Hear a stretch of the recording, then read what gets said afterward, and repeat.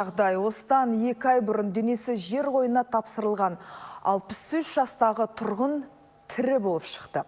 Айғали Сұпығалиевті өлді деп жерлеп, жетсін қырқын берген туыстары жақыны үйге қайта оралғанда қатты есеңгіреп қалғандарын айтады.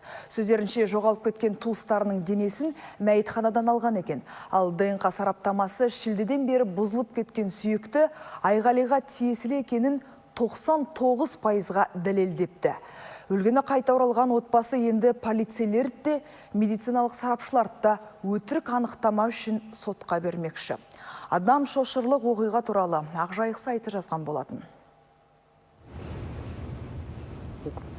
Туысын өлдіге санап, оны арулап жер қойнына тапсырған отбасы Айғалидің бүкіл садақасын өткізіп, тіпті туыстарына көңіл шайға дейін барып шыққандарын айтады. Ақжайық сайты берген ақпарат бойынша бұған дейін де Айғали Сұпығалиевтің үйден кетіп қайта оралу жиі болған екен. Ал соңғы кеткеннен оралмаған соң полицейлерге арызданған. Көп көттермей жайсыз хабарды естіп, тәртіп сақшыларының шақыртуымен мәйітханадағы денені анықтауға барғандарын айтады. Кейін ДНК сараптамасы дененің жоғалып кеткен туысына тиесілі екенін дәлелдеп беріпті.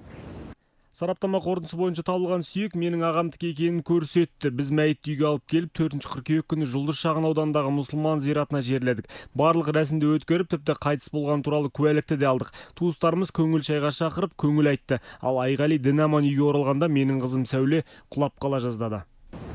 Анықталғандай жоғалып кеткен 60 жастағы Айғали 4 ай бойы көрші ауданда шаруашылықта жалдан жұмыс істеген екен. Үйіне қайтуға асыққан ол тіпті ұзақ жолды да жаяу жүріп келіпті. Алайда ол үйге оралғанында өзін қандай тосынсый күтіп тұрғанын да білмеген. Ал осы уақытқа дейін туыстары өлді деген Айғали Сұпығалиевтің зейнетақысын мемлекетке қайтарып, зиратқа қоятын құлыптасында тапсырыс беріп қойыпты. Алайда бұл жағдайға қатысты құзырлы орындар қандайда бір пікір білдіруден бас тартып отыр. Ал медициналық сараптаманы жүргізген мекеме болса, қайтыс болған адамның тырнағын ғана тексергендерін айтып отыр.